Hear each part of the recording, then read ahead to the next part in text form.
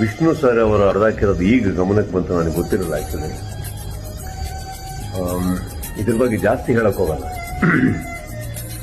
ಹೊಡೆದಾಕಿರೋ ಆ ಮಹಾನ್ ಭಾವರಿಗೆ ಒಂದಿಷ್ಟು ವಿಷಯ ಹೇಳಕ್ ಇಷ್ಟಪಡ್ತೀನಿ. ವಿಷ್ಣು ಸರ್ ಅವರ ಅಭಿಮಾನಿಯಾಗಿ ದಯವಿಟ್ಟು ಸಿಗಾಕೋಬೇಡಿ. ಯಾಕಂದ್ರೆ ಸಿಗಾಕೊಂಡ್ರೆ ನೀವು ಯಾರು ಹೊಡೆದಿರೋದು ಯಾರು ಅಂತ ಗೊತ್ತಾದ್ರೆ, ಅಷ್ಟು ಜನನ ಅಭಿಮಾನಿಗಳನ್ನ ಸಂಪಾದಿಸಿದಾರಲ್ಲ ಅವರು, ಅದಕ್ಕಿಂತ ಹೀನಾಯವಾಗಿ ನಿಮ್ಮನ್ನು ಹೊಡೆದಾಕ್ತಾರೆ.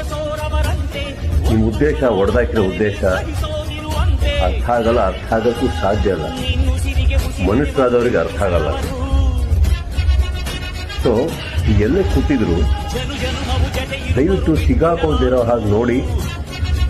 ಯಾಕಂದ್ರೆ ನಿಮ್ಮ ಹೆಸರು ಹೊರಗಡೆ ಬಂದಿದ್ದಿಲ್ಲ, ಏನ್ ನಡೆಯುತ್ತೆ ಅದನ್ನ ಖಂಡಿತವಾಗ್ಲೂ ಯಾರು ತೆಗೆಯಲ್ಲ. ಮತ್ತು ನಿಮಗೆ ಮನಸ್ಸು ಬಂತಲ್ಲ,